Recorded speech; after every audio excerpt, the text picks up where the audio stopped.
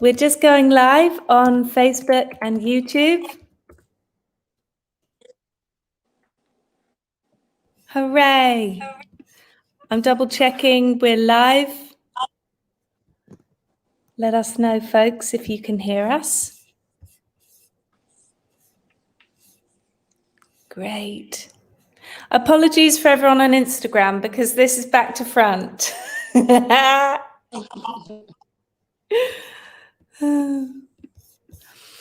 So tonight, everyone, we have an incredibly inspiring singer-songwriter and artist, Cherri V. Cherri V has had 3 critical acclaimed EPs, a UK top 20 single, and millions of views and streams already under her belt. British singer-songwriter and soul songstress, Cherri V is a revered musician in her own right, and one of the most consistent pure vocalists to come out of the UK, with the likes of The Telegraph, BBC One Extra, Capital Extra, MOBO Awards, and BET all singing her praises. In what has been an eventful career so far, Cherri V has shared the stage and worked with some of her musical idols, including Jessie J, Billy Ocean, Eric Benet, Incognita, Asia, and Floetry, Brandy, Dawn Richard. Wow! Cherri, this is epic. And Cherri's most recent self-penned release, Double Decker, is out now.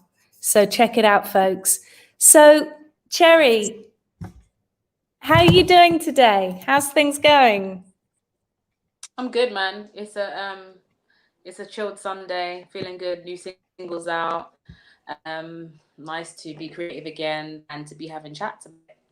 Yeah, that's so good. I've been listening to your songs for a while because my friend Kat Couture put me on to you. Who?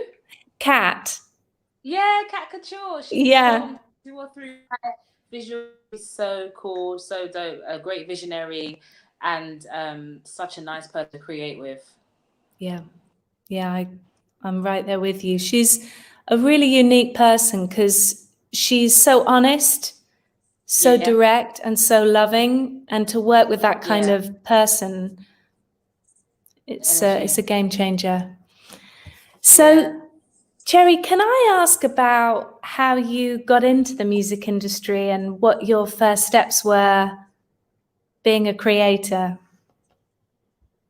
Do you know what? I come from quite a musical family, so my mum and I'm from like quite a family of musicians. So I was always encouraged to be creative. I was always encouraged to dream about being a singer, songwriter, and it was like it was quite normal in my family.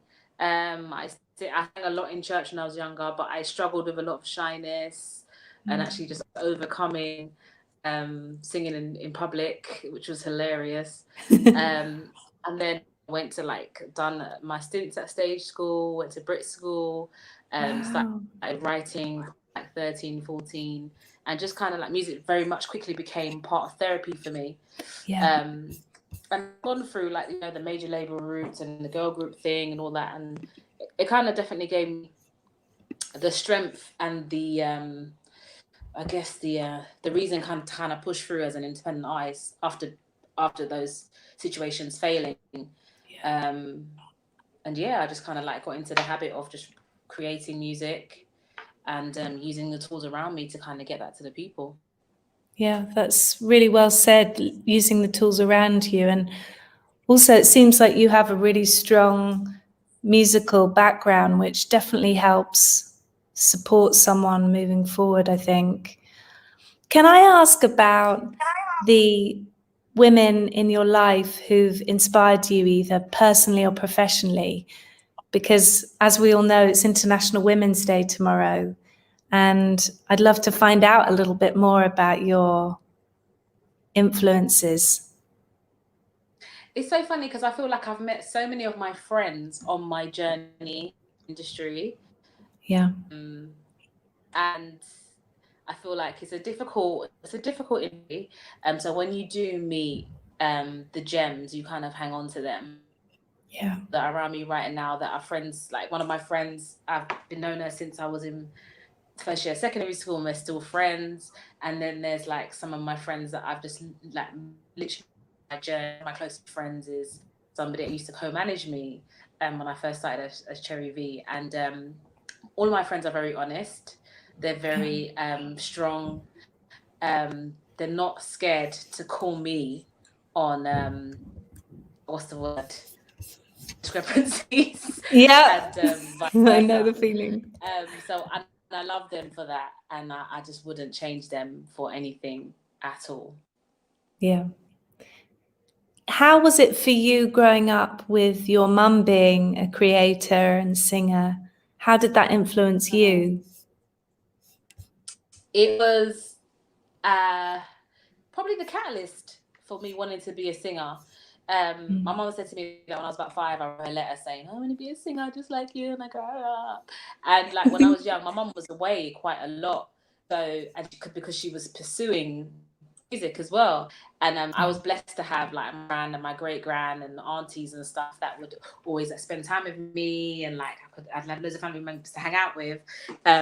But I always knew that I wanted to kind of like do what my mom done, so we could kind of like do it together. So yeah, I love this. It was a big thing. Yeah, it was a big thing for me to have her, see her do, create music, music videos, tour, all of the stuff. To witness her on her musical path, that must have been incredible. Sorry, people are saying echoing, but I don't know who. Are we getting a bit of an echo, folks? Yeah, I'm getting it on Instagram. On Instagram. Okay. Yeah, you can. Thank you.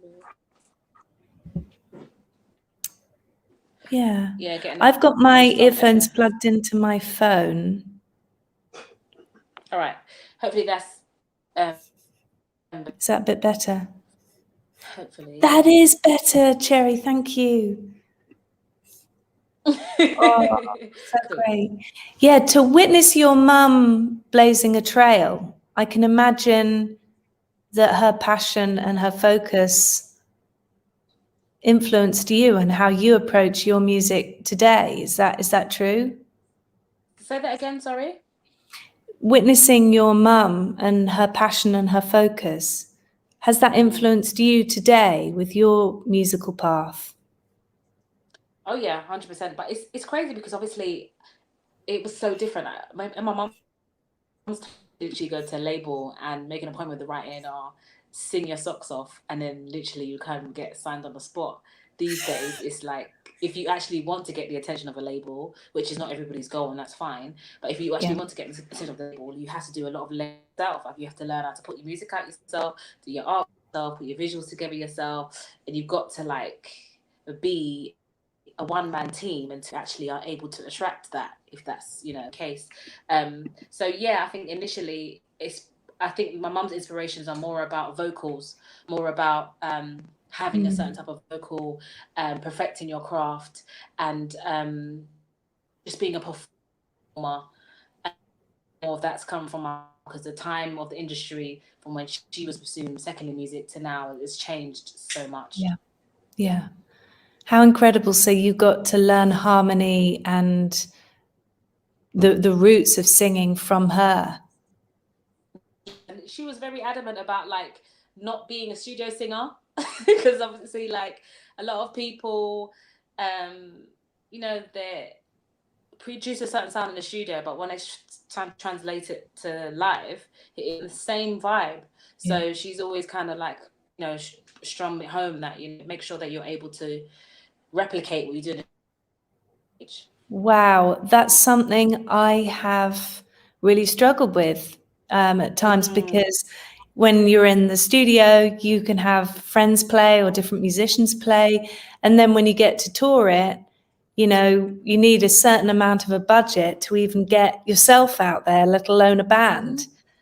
And then you're representing your music in a totally different way. And I've had some people say, wow, I much prefer your music, just you and your harp or you and guitar. And so I've really struggled with that. So I know exactly what your mum is saying. Makes a lot of sense. Yeah. It's really cool. Can I ask a little bit about your vocal technique? I love the way you double your vocals. It's like you're a master, because the way that you flow with your original vocal. What's your process with that? Do you have one ear off, one ear on with the cans? Do you listen to your original vocal and then double it, or do you study it, or do you just know what you're doing in the moment? Do you know what? There's two things. I think I learned, because of this being like a independent artist, I had to learn to record my own self at home. And in that, really get to know your vocal. And then obviously on top of like all the tours and like the live stuff, you really actually get to know what your sound is, what you prefer, like how you want to come across. Like vibrato is a big thing for me, so where to place it, where to bring it down a notch. I've learned so much from an engineer called Hypertone, who has been responsible for like majority of my material, when it comes to vocal arrangement, to recording technique, pushing me in the studio. He's been a massive part of my journey. So between him and recording at home, and I started my journey actually with some people who are absolutely amazing now. One of them being Harmony, who's now based in LA. Another one being Angel, who's a singer-songwriter and releasing like crazy R&B music right now, and Progression. And they taught me a lot about vocal production, laying down BVs, harmonies, matching vocal and all that stuff. So many people I've worked with along the way, and just sitting with myself, laptop and my GarageBand / Logic and cracking on has really taught so many things. So when you've cut your lead vocal, do you then feel it out where you need harmonies, or do you normally go into recording a song, or does it even, the idea for the harmony come when you're writing the song? At what process, what's your process with your harmonies? Because they're amazing. As I said again, I've learned, when it comes to harmonies, I've learned a lot from Hypertone. Like I would actually prefer Hypertone to do all my harmonies for me, because he's just like he comes up with harmonies in a split second, and I'm just like, I would have thought that. I would have thought that. But with me, I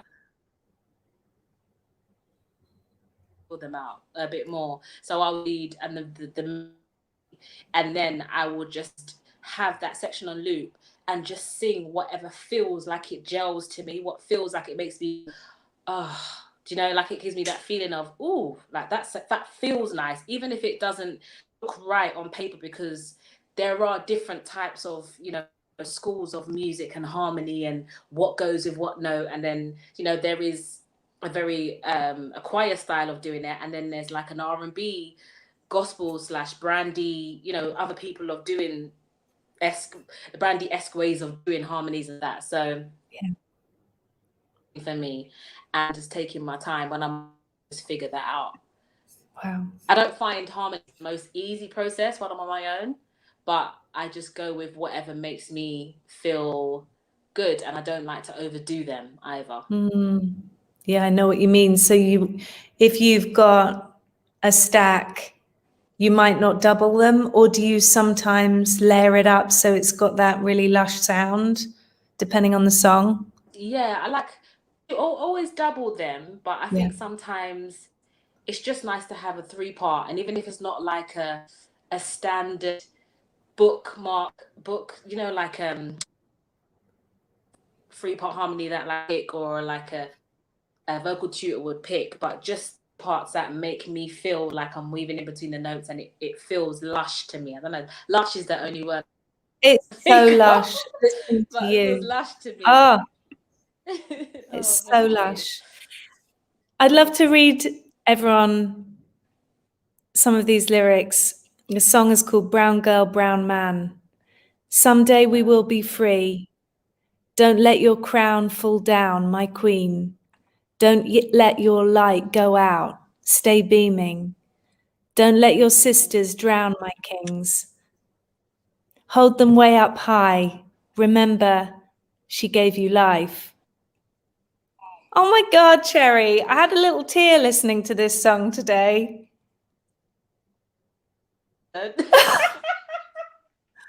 This song is so powerful. Oh, Yeah. can you tell us about how this song came to life? This song was written a few years ago. The song is police brutality, and I wrote this song because I remember at the time there was something that was insane that was going on in America with police brutality, and at the same time there was something stuff on my timeline about dark-skinned girls, Black women, being ridiculed for the shade of their skin, being called unattractive, being called like bottom of the barrel, and it was like a viral conversation. And I remember I was in there with Emma V, who produced the song, and I was just like, literally, she was making the track and putting the instruments together, and I was literally, just, you know, as you do sometimes, you're scrolling through Twitter, and I just saw, this is disgraceful. But it's just disgraceful because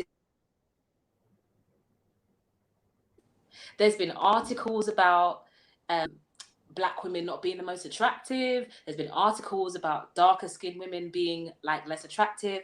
And I was like, no, I need to talk about this, because every time I'm seeing it, it was just hitting me in my chest. And at the time I was noticing that it was like a lot of it was coming from Black men. And I'm just like, that's why I'm like, don't let your sisters drown, my kings. I'm like, what are we doing here? Like, your mom, a lot of the mom is Black, as Black, or your family, you're very cultural. I don't understand why we're putting down Black women like this. So that's where the song came from. And I think it was in lockdown when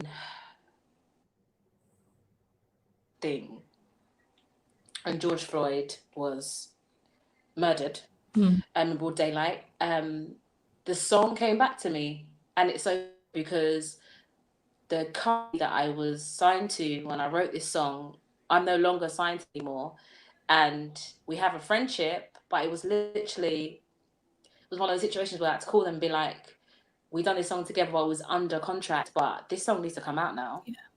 And some companies would have been like, no, we owe the royalties and studio session and and all that stuff. You're so right. Let's do it. Yeah.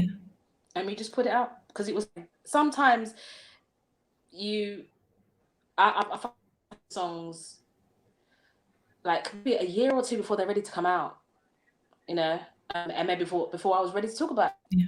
And that was that moment, and I was just like, I'm ready to go. And Cat Couture helped me with a beautiful visual for that song as well. Yeah. And I was able to capture going out and like protesting and being a voice in that situation. And it's just so transferable to every woman. I mean, Yeah. it's so transferable to just us just having each other's back, no matter what the issue is, you know, like women are super powerful. Like we're nurturers, we're giver of life, and like that just needs to be celebrated.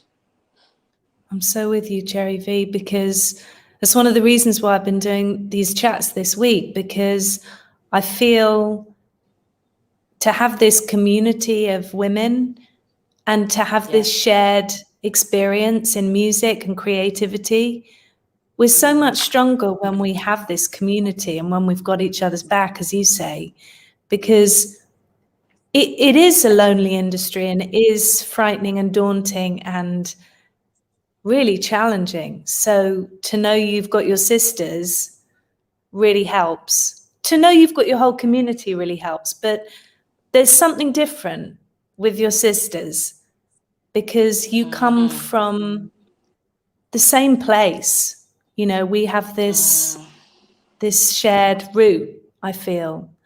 So it's been so amazing doing these chats this week and listening to friends, new friends, and I've learned so much, and I'm so grateful to you for being here today, and thank you so much. It means a lot. Thank you for creating the space. It's nice to talk, and it's nice to talk and meet new people, and it's nice to share amongst women as well, and just understanding where we're all coming from is a beautiful thing. It really is a beautiful thing.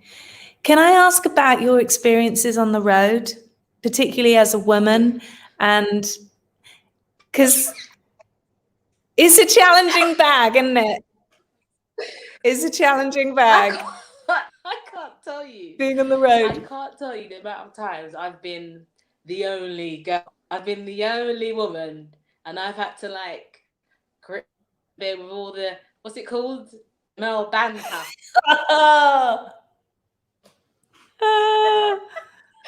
The male, like, even the, you know what it is for me was that it was like when I first started touring, getting used to like doing the gig, and then like, oh yeah, we're all the family, and then like after they're like, no, we're going to the after party. So you're like, oh, okay, so it's a boys club thing tonight, the type of thing, because out to some of them, going out to like, you know, sow the royal oats, or like they don't like, I don't know, a blocker. What? They don't want a wing woman? Wing women are the best. The best. No, they don't want a wing woman. They don't. They just want to go out and be boys or be men, be whatever. But I've had some good experiences too. Like there's been times, and obviously doing tours as a vocalist, and like having other BVs, and like having female instrumentalists in the band has been nice as well. That's so cool. So yeah, there's a few different joint experiences. My first experiences was like, I was like touring with like rappers and stuff, like the vocals for the choruses or whatever, just being the only there. That was hilarious. And just kind of like learning to kind of like hang, but knowing when to fend for myself. Just... When you say fend for yourself, did you feel like people had a bit of an understanding that, wow, Cherri V's the only girl here, and maybe we look out for her or respect her space, or no? No. What are you talking about? I didn't experience that personally, but we're talking being the only girl on tour. We're talking like almost 10 years ago.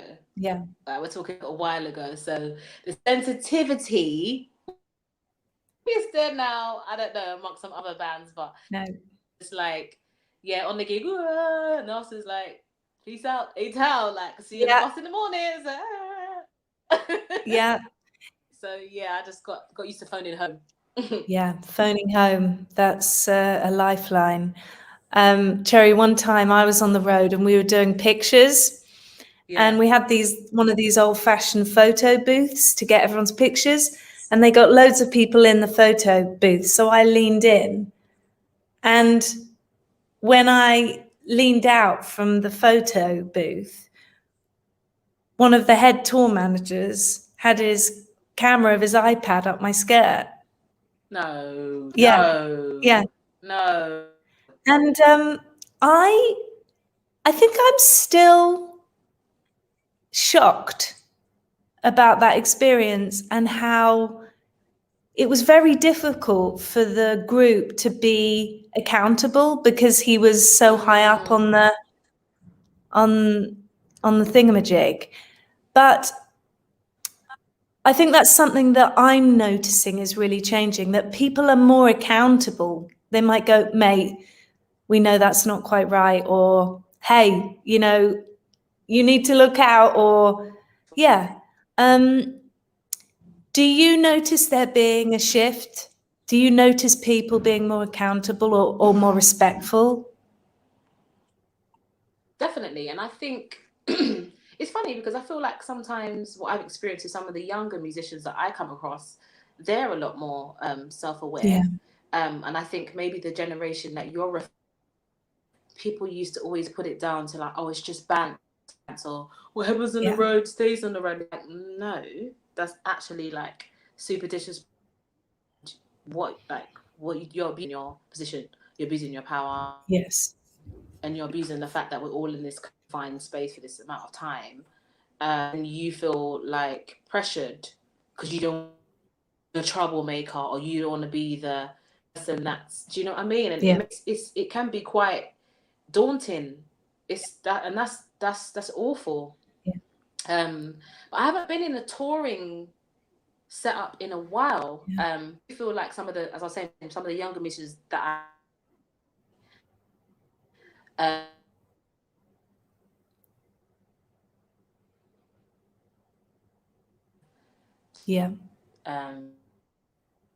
be honest.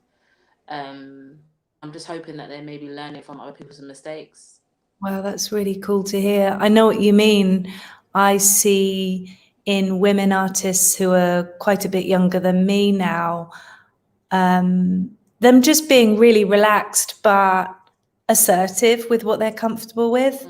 And whenever I hear them, I'm always thinking, how can I learn from this? How can I utilize this way of communication? Because you never want to be the difficult one in a touring group. But, you know, being difficult, what is that? Because for me, if I, you know, don't want to be in a freezing cold room with no lights or anywhere to go to the loo before a gig, it is more difficult to then go and do a gig. But, you know, this narrative of being difficult is you just really want to do a good job. You really want to give your heart and soul on a gig. And what do you need to make that happen? That's what it always comes down to me, for me. And so when you've been on the road, have you been on a tour bus with other guys before? Right. And have you often been the only woman there in that environment? I've been the only girl on a tour bus, which is, I just found myself being so much more calculated. What I wore to bed was particular, or around the tour bus was particular. Right. It's crazy because it's like, and I think that's kind of cultural. Like, it's just about if you're around people that you don't know and like you're comfortable with, and you just, like, there's a difference in the way that, like, maybe things that you would, I don't know, wear, or I don't know, like, you would carry yourself. But thankfully, the longest tour that I was ever spent on a tour bus, there was a mixed group. It wasn't just like feeling like I was trapped in or boxed in. And it's more been about like noise and like things like that. Complaining about, I always found was quite interesting, because it's like some people, like, depending wherever they are in their life, the tour is like holiday for them. So it's just absolutely like holiday. Like, oh, we're actually working, guys. Yes. We're actually working. And I find challenges with speaking up just as a woman, and also it's another layer for me as a Black woman. And so it's like I'm automatically going to be deemed as aggressive. I'm actually reading some of these comments as angels. I'm saying I'm actually agreeing with Angel. Automatically deemed as aggressive. So the minute you say something, it's like, okay, all right, just that. It's like, I can say it in the nicest way possible, but you're going to take it a certain way. Do you know what I mean? Wow. So yeah, lots of challenges and lots of different experiences. But at the same time, feeling so blessed to be able to be my vocal and my gift to take me to some of the places taken me to. And it's just a shame that some of the people that you end up being paired with, or you end up being in your party, in your travel party, navigating through that, hasn't always been easy. Yeah, I I can relate from my point of view, but I'm really interested to hear more about your point of view. In what way do you feel that people judge you from the outset, and how do you stay true to yourself without changing your behavior with what's expected or what people think of you? How do you stay strong in that?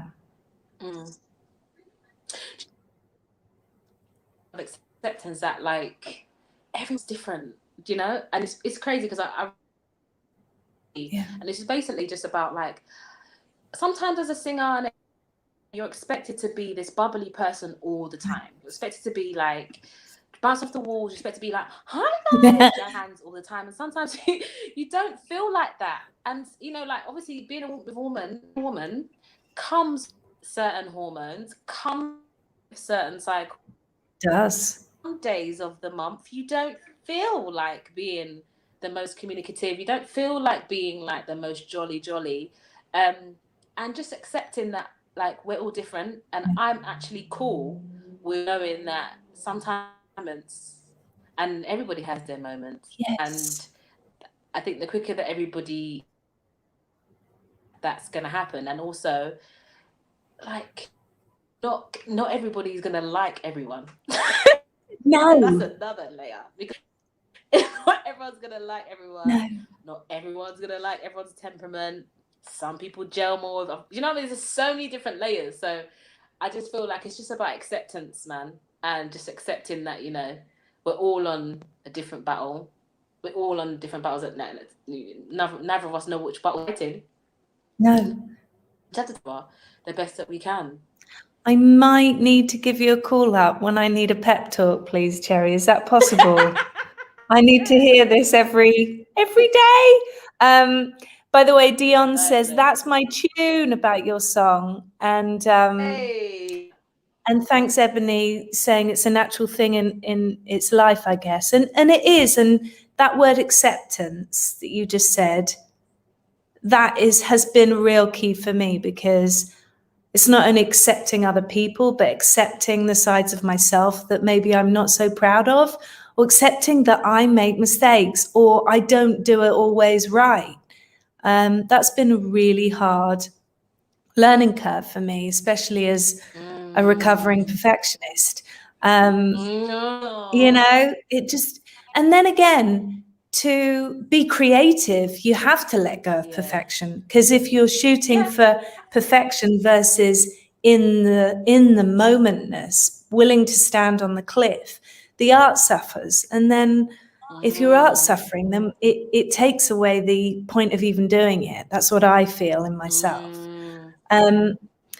So can you tell us a little bit about Situationship, how this song came to life? I love this song. That is like one of my favorite songs. Wilson is a good friend of mine. We always see each other out and message each other, talk, and we're like, oh, let's get in the studio. It was like one day, like we said it to each other. It was like, let's not do this industry thing. Yeah. Let's get in. Because when we see each other out, we'll be like, yeah, let's get in here. In the studio. Let's get in. Let's get in. And then I think we said it to each other and was like, no. We're actually gonna do it. Yeah. Pull out your diary now and your calendar and let's make it happen. And when it was just so organic. We spoke about relationships when we got to the session. We spoke about past relationships. Like we had a joke about like, you know, him being mugged off in the past. He's married and he's happy now. We had a joke about him being mugged in the past by some girl in college, and like I spoke situations that I was in, unrequited love, and like waiting for that moment for the person to choose me. And then that's how Situationship came about. And it was about our past relationships and also what was happening around us. And I heard that word relationship, but it was like such a popular thing. Like I could go on in Twitter at the time of release and search the hashtag, and so many people would just talk about, yeah, I'm in a situationship. Oh, I love him, but a situationship. I care about a situationship. Like nobody wants to commit. No one to put a tag on it. Like it was just crazy. So we just thought that was a perfect time to address a situation that we just keep seeing so much of, and that we've also experienced at a time. And it's still one of my favorite songs. Like, I love that song. I love that song. I hope you're not in a situation. How's my situationship? I hope you're not. It's rare, seemingly, I'm not in a situationship. I get myself in situationships all the time somehow, where I'm trying to navigate and swim and sail the ship, you know. So I come back to your song a lot. It's a real, you know, map for me. Oh, I put it on. Because do you find that when you feel something, you have a go-to song or go-to place or go-to vibe, you know, to kind of carry you, support you? Makes a real difference. It's funny. Before I talk about the song, I want for you and not a situationship. Let's put situationships in the bin for Hattie and manifest relationship.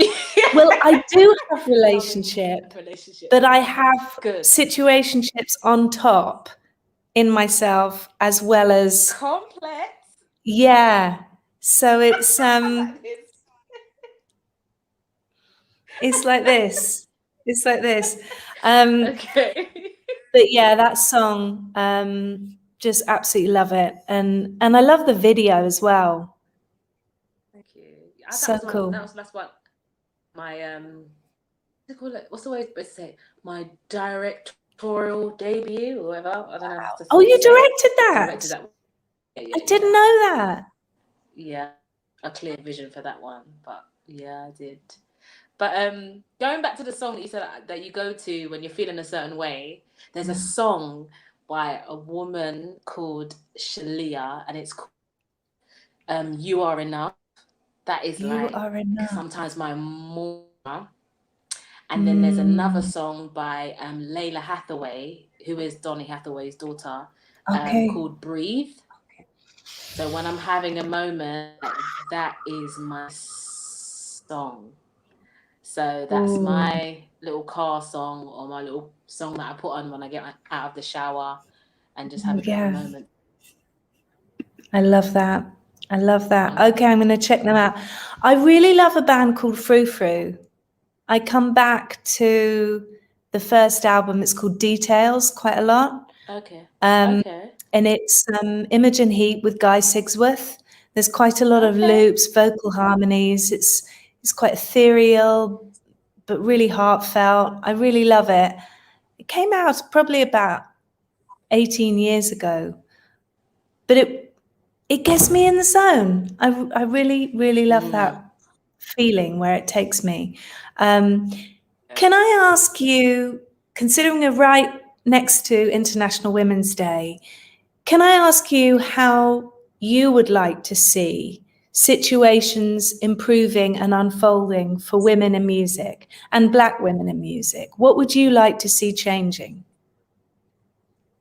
I think the key word is just equality. That I guess with like more like the grime / I wouldn't call it spoken word, but I feel like there's quite a narrative female artist and like being pitted.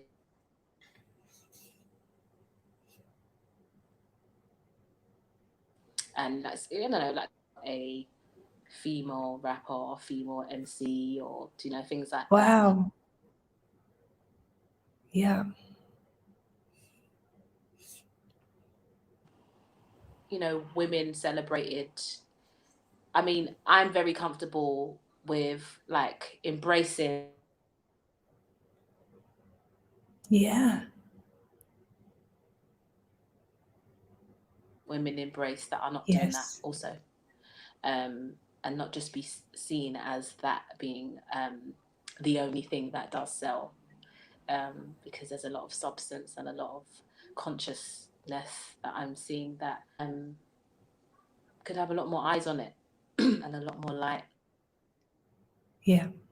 But I think sometimes people digest female artists in a certain way. yeah, Dion's right, more balance More and just more balance. equality.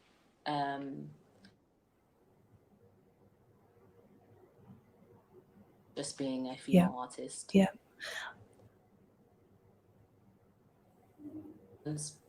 Some like back when my mum was a singer and like more to the beginning of my career, the colorism issue was more evident. But I'm seeing a lot more, you know, from a label perspective and the mainstream perspective as well. So that's nice to see. So I'm seeing some changes, but I always think that there's more to go. There's more to go. I'm so with you. And I'm so hopeful that with this community, we can continue to shift the narrative, and just having conversations, like listening to you, hearing your perspective and your experiences. I learned something, and then hopefully we build on that. We build on that and sharing our stories. Can I ask about your technical setup on stage? Do you use in-ears? Do you use monitors? How do you like to work? I prefer in-ears, 100%, just because it just stops me from literally blowing out my voice or my voice across the room. And I feel monitors, it definitely depends on what monitor you have. So it's never really a reliable hear myself. And if depending on if there's a live band behind me or acoustic vibe. If it's acoustic, I can kind of like deal with. If there's a band, 110% in ears. Yeah. Because I don't want to be fighting with the drummer, the guitarist, the bass player, and the keys player. And I want everybody to be able to be heard, and still be comfortable to project as well. So yeah, because I think, you know, like if you put your voice under pressure and adrenaline thing, you'd be surprised how quickly your voice will leave the building. Live band, acoustic, I could do monitors. In-ears for the win. Yeah, I like how you say leave the building. I've had a few experiences of my voice leaving the building, and it is so frightening. Yeah. What do you do? There's this technique where you suck your bottom lip. I've learned. You do this, and it kind of coats. Oh. Yeah, it coats it. And there's one other thing I learned from a wonderful guy called Ron Anderson, to siren, but on a brr. So or and that kind of takes the blood out of the vocal cords if it gets thick. Because sometimes, just as you say, if you've got the nerves on top of it, and I go to sing and I'm a bit that feeling, and so sometimes I'll and then I can come in with the note clear, but nerves can play a big part. How are you with your nerves and being grounded and accepting it? And because you seem so strong and in the flow. People never understand it, but my nerves are crazy. Like it's all about, for me, the nerves about vocal performance. Nervous about, it's about hitting that bum note or reaching for that note and just not being able to being documented and just like marked for that performance. And you know the whole saying about you're only as good as your last performance, all that stuff. So I think the nerves to me that more delivering vocally, and also crazy because obviously because it's an instrument, sometimes it just does a weird thing. It's like, where did that come from? All right, there's clearly like a gremlin in my throat or something today. Yes. That's the most. But yeah, I think that's what I get most nervous about. It's about the vocal performance, and it's about me holding the standard that my own self to. for that particular performance, really. So how I deal with it, I just try and push through somehow. Okay, like so it's not there. Cherri V is in the wings, about to go on. You're going on. You're going to sing solo. It's your song. What do you feel or say to yourself just before you walk out onto the stage? Like, you've done this before. You've got this. Like, Right. you've done. I kid you not. The minute I hear Cherri V, like, I swear to you, I could run. Like, split second, I could actually run. Be like, oh, no, actually, I don't want to do it anymore. I'm so with you. I've so wanted to leave the building, get my pajamas. Oh. So I don't want to do it anymore. I don't want to do it anymore. Yeah, I mean, it's just done this before. You've got this. And then, as weird as this sounds, just telling my singer, and you can sing. Like, don't approach this like you can't sing. Like, you can sing, babe. You'll be all right. Like, you remember there's a voice there that's trained that you've been using for years. You'll be all right. Like, stop it. Just stop it. Just kind of talk myself off the ledge. Literally. Could I borrow that one? Because babe, take it. You got this. You got this. I know you're nervous. I know you're scared to mess up. I'm scared. I know it's scary if it's your new song and you might not remember the lyrics, but you got this. I love that. I might have to do a bit of self-talk. Sometimes I use the feeling in my feet, like I just connect with the feeling in my feet. What do my feet feel? Hot? Are they tingly? When I come into sensation, sometimes it takes me out of my worry brain and back into my body. And but I love the idea of talking to yourself and being your own friend in that moment. Have to. Yeah. Have to. It's so Have great. So great. Is there something you've learned from any other artists? I know you've collaborated and worked with so many amazing artists as well as working on your own incredible art. Is there something you've witnessed from other artists that you've thought, wow, this is really great, I'm going to remember this, or I'm going to take this forward in my work? There's so many.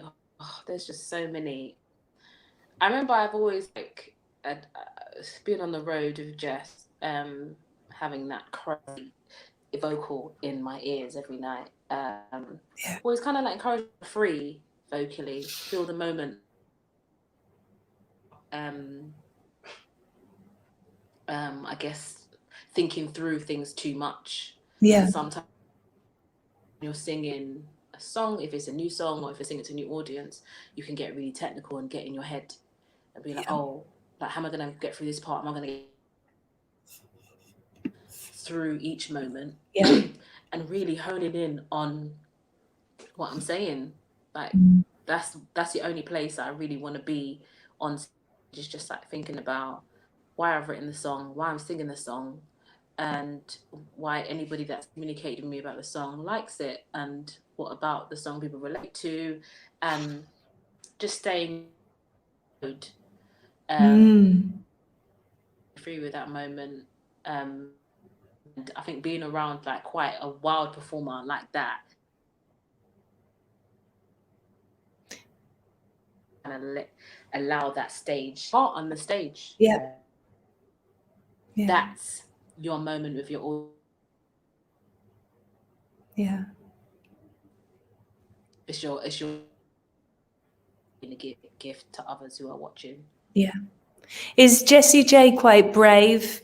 Do you witness her being really brave in herself? Like, literally fearless. Wow. I think absolutely amazing.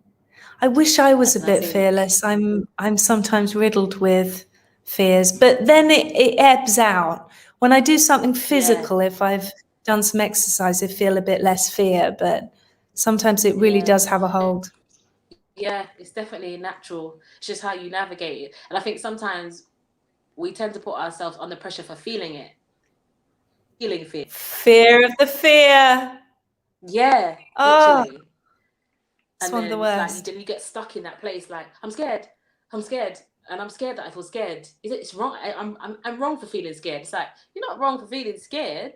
It's like a natural feeling when you approach something new, when you facing another challenge. But it's just how you navigate it and try and push through that, isn't it? Yeah, that's so true. I remember sometimes I would feel really panicked if I felt panicked. And then I thought, wow, this is really interesting. I'm afraid of an energy or a feeling or an emotion in myself. And so I just kept coming back to that word that you said earlier about acceptance, accepting it, accepting the fear. It's part of being a human. It would be natural to feel fear when you're on this battlefield. Sometimes it is like going out onto the battlefield. I feel like Joan of Arc or something, really remembering that and reassuring myself. So I know we're coming to the end of our time here with Cherri V. I'd love to ask you a couple of final questions, if that's okay with you. Can you talk about a day that you look back on with joy? The day I look back on with joy. Is it music related or is it personal? Anything you want.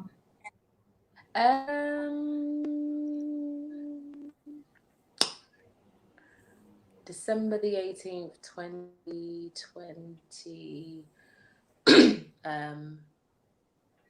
My last live stream concert. Yeah, okay. I was so overwhelmed. I was literally so. That was my last probably like.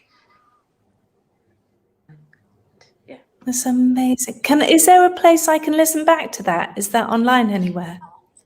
Yeah, you can watch the whole thing on YouTube. Yeah, it's like the whole concert's on YouTube, so you can watch it on back. YouTube. Yeah, I'll send you the link. Great. Send me the link. I'll post it on the Facebook there. Is there a recent piece of music or a song or something creative, a piece of art or a postcard that you keep coming back to? Song. I think I mentioned that already. You did. Yeah, song. Definitely in the pandemic and everything that's kind of like been going on. Yeah, Breathe. That was it? Yeah. Great. Okay, brilliant. I might jot that down and pop that also on the Facebook if anyone wants to look up this go-to song. And the final question, what are you looking forward to moving forward? The world opening up again. I'm looking forward to doing a show with a live audience. I'm looking forward to going to a restaurant. I'm looking forward to going to watch a gig. Artists, like, looking forward to the world opening up again. Who, if you could go to a concert as soon as things open up, who would you choose to go and see? Artist called Her. Her live. Yeah. Yes.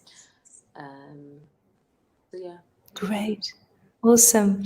And Cherri, so tell us the ways in which people can find your music. How can they reach out to you?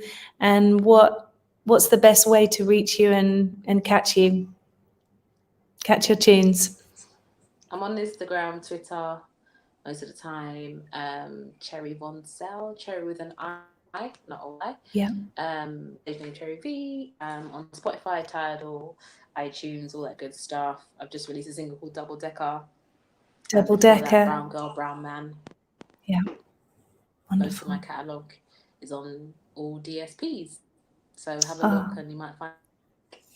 Yes. Well, thank you so much for everyone for joining. And yeah, check out Cherri V's music. You're so wonderful. You're such a brilliant special artist. And your voice is such a gift. Thank you. Thank you. Thank you so much. Thank you. And thanks everyone on Facebook and Instagram, YouTube that's joined us today. And you're right. Nami Music says Cherri is a queen. She's quite right. You're a queen. You're a queen. Thank you so much. Thank you. Many blessings and happy wishes for International Women's Day. Yes, right back at you. Thank you, babe. And lovely to meet you as well. Lovely to meet you. It's wonderful. It's an amazing experience to hear your voice talking since I've heard you with your singing voice. Yeah, it's really cool. No, there's a quality that's the same, but your voice is so dynamic with the different tones you use as well when you're singing. So cool. Oh, thanks. So amazing. Yeah. I might need to get some doubling and harmony tips from you.